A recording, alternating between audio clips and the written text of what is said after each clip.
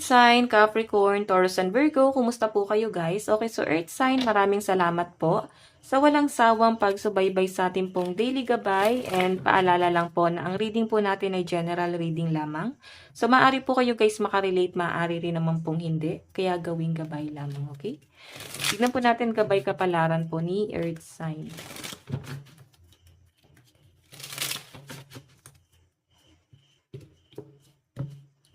Earth sign, Capricorn, Taurus, Virgo, gabay kapalaran po. Oops. So guys, meron po tayong, ay nalaglag yung card na to eh. Nine of Pentacles, wow. Maganda to guys kasi ito ay stability. Okay, ibig sabihin, magiging maganda na daw po ang daloy ng pera mo. Mararamdaman mo na yan guys unti-unti, no? Kahit na ngayon or sa mga susunod na mga araw na ang ganda na ng pera mo. Okay? So I think para bang harvesting to guys, no? Kung anong tinanim mo, inaani mo na yung bunga ng mga pinaghirapan mo. Meron po tayong Five of Pentacles yan. So I think yung iba sa inyo, once na may opportunity na dumating sa inyo or dumating sa inyo yung pera na to, tipirin mo daw. Okay? Yun nga lang guys, maaring yes, malaking dumadating na pera sa inyo. Pero ayun, may past due. Para bang nauuwi lang din guys sa mga bills. Okay, sa mga responsibilidad. So, siguro guys, try nyo pa rin na tipirin. Earth sign. Ayan, may nakikita kasi ako medyo may nagiging magastos daw, hindi nagiging wise sa paggamit. Ayan, focus daw muna guys sa mga bills. Tapos yung matitira, ipunin. Tapos kung anong gusto mong bilhin, pagdating ng araw, ayan, bilhin mo yan guys. Okay, mabibili mo na yan. Meron po tayong, wow, may celebration po dito guys, Earth sign, no? Maring meron kayong isa-celebrate. So, kaya pala guys, mapapagastos ka rito, no? Pwede ito ay party, celebration, salo-salo, para bang event.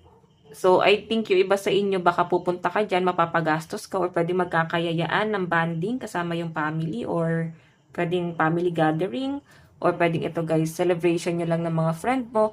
So, sa pinapakita sa akin dito guys, ayan, may nakikita ako, maganda yung daloy ng pera mo, pero talaga mapapagastos ka rito guys. So, maging wise ka daw, okay lang naman pumunta rito, pero expect mo na yung pera mo is magiging Five of Pentacles siya. So, Five of Pentacles kasi guys, kahirapan sa pera, or magkakaroon ka ng conflict after nito, no? After nitong kaligayahan na to. Okay? So, tignan po natin ano pa po ang ipapakita. So, guys, ang lucky number mo is 953. Okay. Additional message po para kay Earth sign. Meron po tayong not today. Ayan. Not feeling hurt, avoiding a conversation, call, person, boundaries, still angry. Siguro meron kang kaalitan dito. Hanggang ngayon guys, galit pa rin sila sa inyo or galit ka pa rin sa kanila. Or pwede rin naman guys na dumating na sa point na parang nagpaparinigan na sa Facebook, social media, or lumaganap na siya guys, no? Lumalala na po yung sitwasyon. So, eto guys, iwasan mo na lang. Okay, nakikita ko nasasaktan ka sa nangyayari, pero yes, mukhang iniiwasan nyo naman guys, no? Tignan pa natin Earth sign. Meron po tayong the snake. Ayan, nagsabihin may taksil. Para pang plastikan, no? Or pwedeng, eto guys, pwedeng competition, para bang pataasan pataasan ng pride. So, tignan natin guys Ayan. May nakikita ako meron kang ibang kinakaharap na problema. So, iwasan mo yung pag-overthink. Hindi yan guys makakatulong sa inyo. Okay? Hindi siya makakatulong sa inyo. Marami ka nang kinakaharap na problema. So, I think, focus ka muna sa mas importante. Ito nga guys, yung pera mo, no? Kaya nga, ito guys, warning siya kasi hindi ka nagiging wise. So, ito, iwasan mo na lang to. Bakit ka ba napasok sa gulo na yan? So, isipin mo bakit. Earth sign. So, maaari naman guys na, hindi mo rin naman intensyon na mapasama dyan sa gulo na yan. Siguro meron lang talagang tao dito na napaka-mainitin ng ulo. Okay? Ayan. Siguro pinapahaba nyo na lang po yung pasensya nyo. So, tignan natin guys pagdating sa love life mo. Love life po ni Earth sign.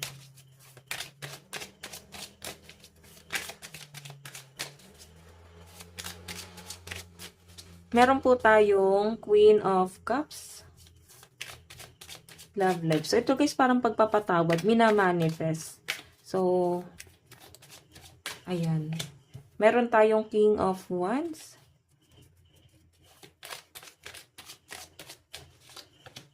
Meron tayong Four of Cups. So, pagdating sa love life mo guys, maring merong ibang involved. Nasa third party ka siguro. Pwedeng lahat naman kayo single dito. Kumbaga may konfrontasyon na nangyari. Pwedeng nahuli. Okay, nahuli siya, then pare-parehas kayo dito nasasaktan. Ikaw, yung third party, at yung person mo. So, para bang kailangan mamili ng person mo? Sino yung gusto niya talaga? Okay, nahihirapan ka, sobrang nasasaktan ka pagdating dito sa connection niya. So, siguro ayaw mo na rin siyang papiliin. Gusto mo na lang umalis. Okay, parang bahala na siya. Kasi ito nakatatak na sa isip mo yung third party eh. Ilang beses mo na siyang binigyan ng chance na magbago. Pero siguro guys, wala talaga siyang pagbabago. Okay, so tignan po natin pagdating sa inyong kaperahan. Okay, so yan guys, ang nakakita ko pagdating sa love life mo, nahihirapan ka ngayon. Pero mukhang maayos niyo pa to ng person mo kasi King of Wands eh, may pagmamahal pa rin siya sa inyo. Okay, pero hindi na guys nawawala sa inyo yung pagdududa.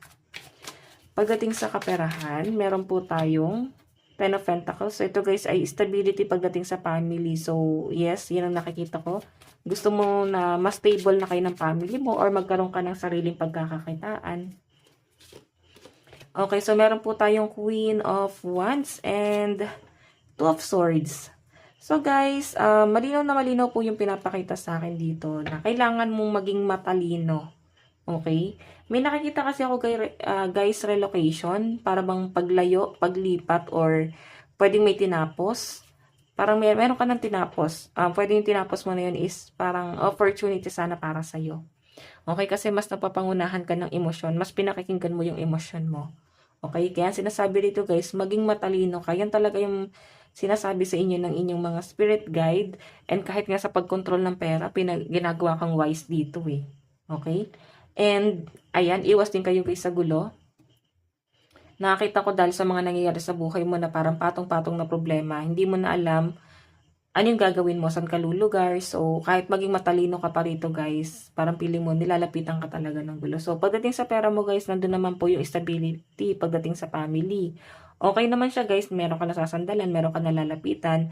Siguro guys, ang kailangan mong gawin dito is focus. Yes, focus kasi medyo marami ng problemang nangyayari. Okay, so love advice.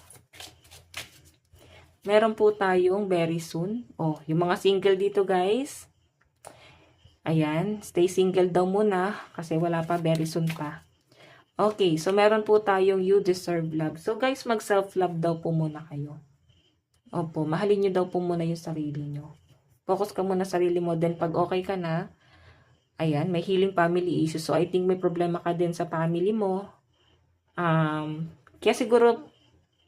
Kaya siguro nag-i-stay ka sa person mo kasi may conflict ka rin sa family mo.